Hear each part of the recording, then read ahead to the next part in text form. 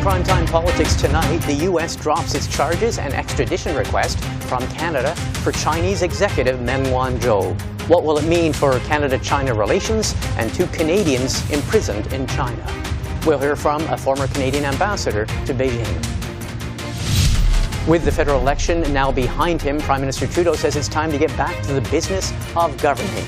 Our journalist panel will look at what will be on the government's agenda and what's in store for Conservative leader Erin O'Toole. But we start with an announcement with big repercussions for Canada-China relations and the fate of two Canadians, Michael Spavor and Michael Kovrig, imprisoned in China. The U.S. Justice Department on Friday announced a deferred prosecution agreement in the case of Chinese high-tech executive Meng Wanzhou. That means that Canada is dropping its extradition of her to the U.S. to face charges of fraud. Over the past 3 years, my life has been turned upside down. It was a disruptive time for me as a mother, a wife, and a company executive. But I believe every cloud has a silver lining. It really was an invaluable experience in my life. I will never forget all the good wishes I've received from people around the world. As the saying goes, the greater the difficulty, the greater the growth. Once again, thank you so much. The big question now, though, is what that might mean for those two Canadians who are widely considered to be held hostage by China as retaliation for the Meng Wanzhou case. Joining me now is Guy Saint-Jacques, a former Canadian ambassador to China. Monsieur Saint-Jacques, first of all, thank you very much for joining us. My pleasure. Now, I'd like to get your reaction to this news of this deferred prosecution agreement. How do you react? Does it come as a surprise to you? Well, it's a bit of a surprise because I was not expecting that both sides would be able to reach an agreement. We know that they had started negotiations back in December. At that time, Mrs. Meng refused to admit any guilt. But I think what has happened since then is that there was probably pressure on both sides, in fact, on the three side, because Ottawa must have been very active trying to convince Washington to revise its position. We know that Ambassador Barton went to Washington back in April. We know also, I think, that both Washington and Beijing were trying to find a way to resolve this because this had become a major impediment in their relationship, which is already very complicated. So I assume in this case it's the U.S. Department of Justice that has reduced its expectation. Maybe also they have followed the hearings that were conducted by Justice Holmes, and maybe they said, well, we better try to strike a deal at this stage rather than risk, who knows, a decision whereby she would have been released. So, okay, so in other words, a very real possibility that her deport or extradition trial here in Canada might not actually go forward. Yes, and because I base this on some of the comments made by Justice Holmes that found that some of the arguments brought forward by the Department of Justice were a bit weak. Also, there was this question whether the rights of Mrs. Meng were not respected when she was arrested. So I think maybe there was a 30% chance that she would have said that she should be released on that basis. And so all this to say that this would be very good news.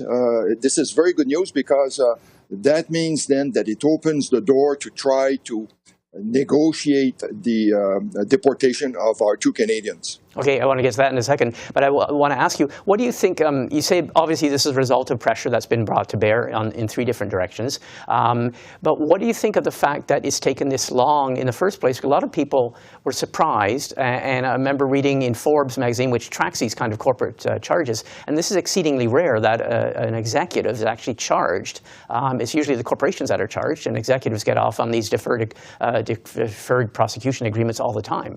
They said there's something like only 1% of cases where executives are actually charged. Was this sort of Donald Trump's style of doing things? Well, I think it was a style he wanted to add pressure on China. And of course, in this case, the Chinese were infuriated to see that Mrs. Meng, which is royalty in China, because her father, Ren Zhengfei, is someone that is very well regarded, very close to the leadership in Beijing. And there were other cases like the one of ZTE, which was fined about $1 billion some 4 years ago. And I think what happened after that is that on the Chinese side, they were not very clear how long this whole process would take. And now the good news is that compromises were made and a solution was found. Okay. Let me ask you, you mentioned the possibility of the release of the two Michaels. How confident, how much of a linkage can we make then? Is there a possibility that this might not have an immediate effect in terms of the freeing of the two Michaels who have been held almost 3 years now in China? Yeah, well, I think it will take a little bit more time.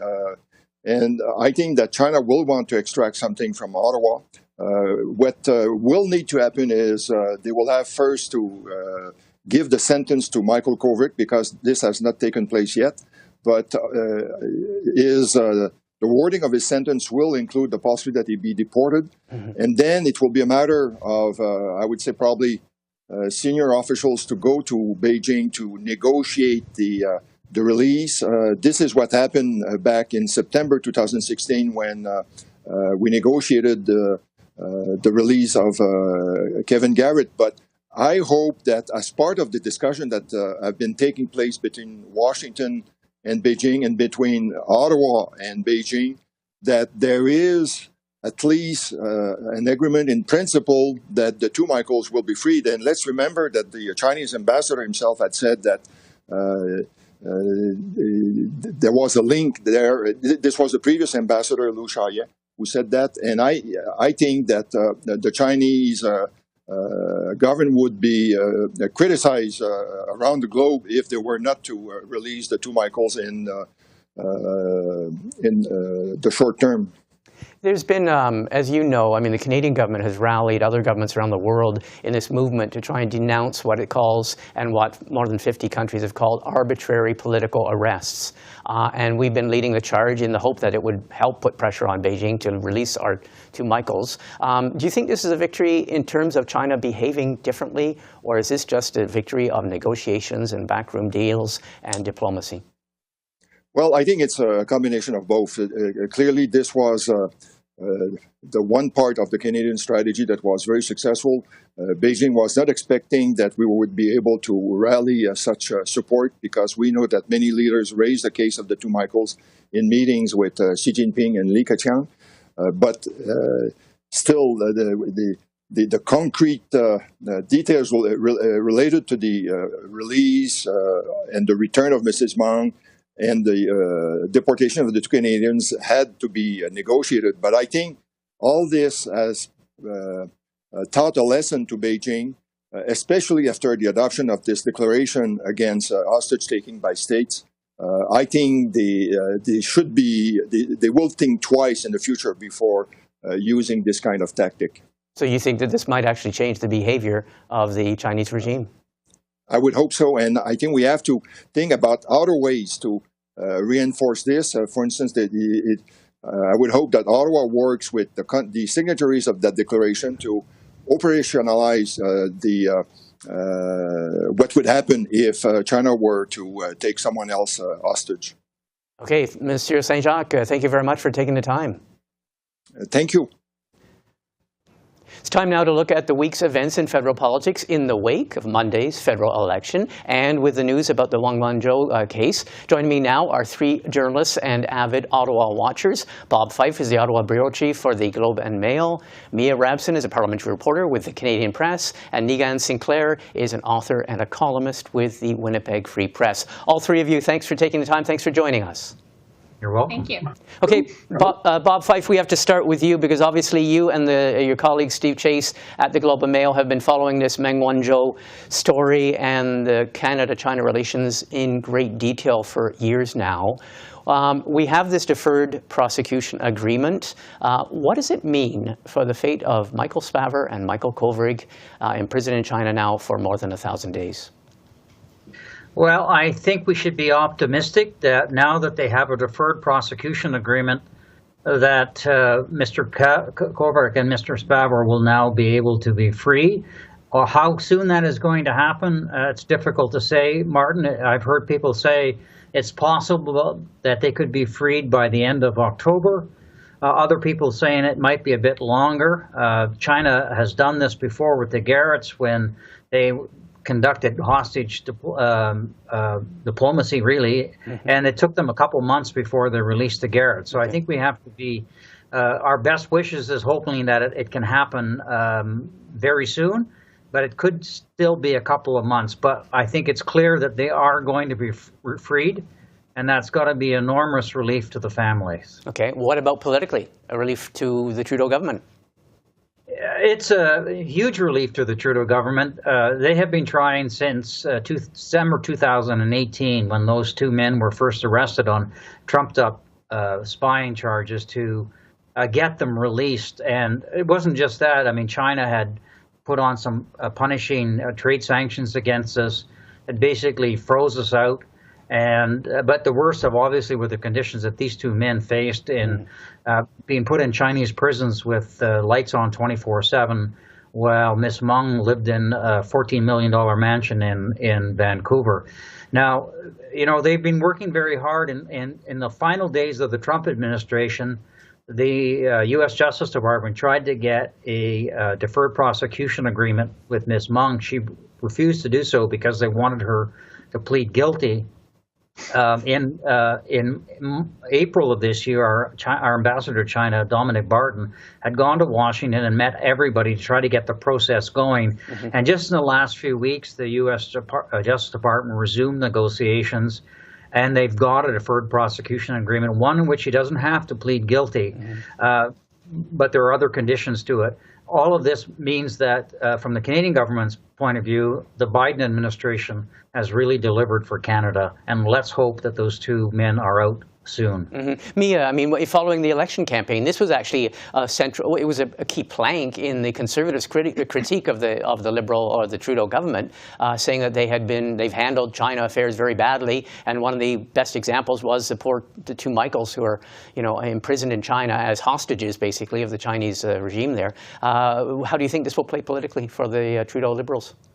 Well, I'm certain that they're extremely relieved that this agreement is now in place. These negotiations that, as Bob mentioned, have been going on for quite some time, finally coming to some kind of conclusion, and maybe, hopefully, for the two Michaels, for Mr. Spavor, Mr. Kovrig's sake and their families, that this will result in their release.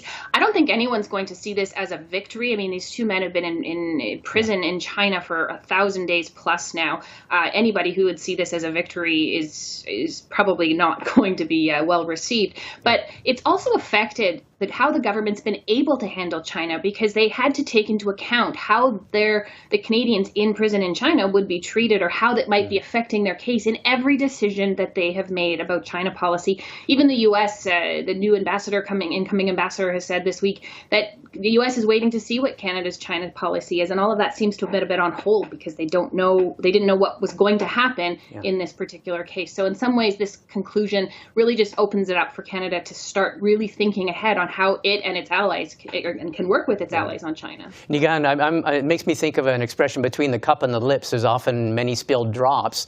We're still waiting for this all to come through, and some observers, even today, are suggesting that the Chinese government might hold out for, I don't know, more preferential treatment in terms of the Huawei 5G network. We've made it fairly clear that we're probably not interested in getting involved in the Huawei 5G network. Is there still a potential jeopardy to the Trudeau government and the Liberal government?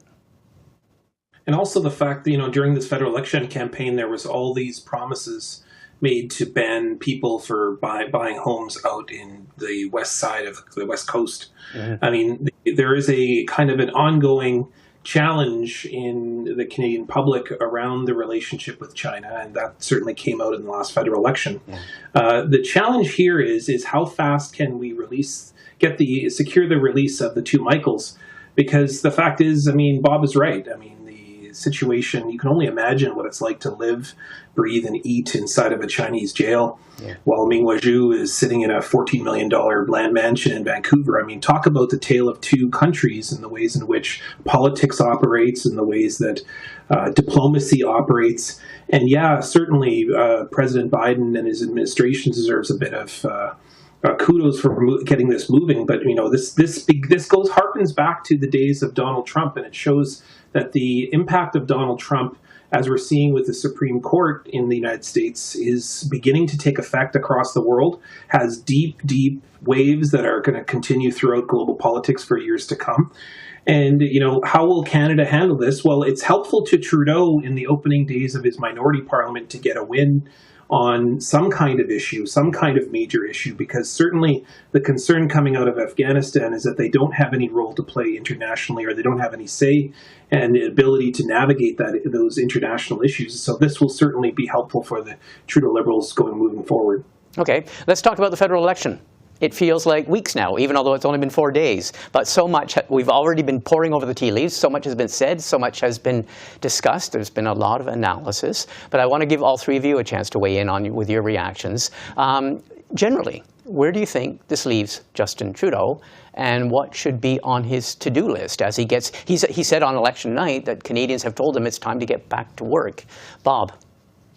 Well, look, the Prime Minister's political capital, his political brand, has been damaged and diminished by calling an election that really ended up with basically the same result. He's going to have to try to explain that to his caucus. Now, he's not in danger, I don't think, of any kind of caucus uprising. But he's probably not going to be around for the next election campaign. He has a couple of years now to burnish his credentials and to try to have something for the history books, which I think can be childcare and can be climate change. But he's going to have to be very careful, because if there's another weed charity scandal or another SNC Lavalin scandal, his caucus is not going to be there to buff him up, because there are already leadership contenders lying in wait. Chrystia Freeland, obviously, the finance minister and deputy prime minister. Mark Carney, I think, is still interested. And obviously people like Francois-Philippe Champagne and perhaps Melanie Joly. There are people there that will be willing to step in if Mr. Trudeau stumbles. So I think he should be focusing on now is trying to deal with the major issues facing the country, which is climate change and obviously reconciliation with Canada's Indigenous people. Those are very important things. And, of course, the economy. I mean, the economy is really important once we get through what we hopefully will be the last dregs of this pandemic, and we can get the economy back in instead and people back working. Okay, Mia, what should the Prime Minister's agenda be, and how does he come out of this election? Bob has alluded to the fact that he took a bruising, and politically he's expended a lot of political capital in calling the election and in barely squeaking through. What do you make of it? Definitely. I mean, the Prime Minister went into this election. He wouldn't use the word majority, but everybody else knew that he was doing this because he thought he could get a majority. It was a chance for him to have the government that he wanted to have. Didn't end up that way. He's the one who said going into this election that Parliament was broken, that it wasn't working, and that there sort of needed a reset. And now he's going to have to figure out how to get Parliament to work, because essentially we have the same Parliament that might be even more divided than it was because of all of the sort of the outrage over the election and things that have happened in the last few weeks. So I think that's one of his first orders of business, is to figure out how he can get his government to work. Is he who he's going to get to support him? He's got a number of big issues coming. Obviously, the childcare deals that Bob mentioned. He wants to cement those with the provinces so that they are long done before the thought of any kind of future election. We've got a big climate change meeting coming up. The G20 is coming up this fall. Canada's sort of appearance and reputation globally has maybe also taken a beating in the last few years. So lots of things on his agenda, and he wants to go out of office on a high note. He's got to figure out a way to make all of those things work before he decides to take his, as some people call it, walk in the snow. It's interesting you should mention the childcare agreement, because going into the election, there were two notable notable outstanding provinces, conservative-run provinces that hadn't signed on to the child care agreement. This week we had both Blaine Higgs in New Brunswick and Premier Doug Ford in Ontario saying that they are working and they are interested in signing a child care agreement with the federal government. Niigaan, I'm going to be more specific because I think you and I mean, from where we were in the election and from where you are, reconciliation, people talked about reconciliation in this election. We went into the election with reconciliation being a huge issue. What happened to reconciliation in the election? What happened to, I know we haven't got the results from Elections Canada in terms of the breakdown of Indigenous voters, but what happened to the Indigenous vote in this election? What are your thoughts on that? Just to reiterate what you were saying just a minute ago with Doug Ford, I mean, Doug Ford needs a win there. He's got an election reach next year, so he needs a win, which is why he's moving towards a child care plan.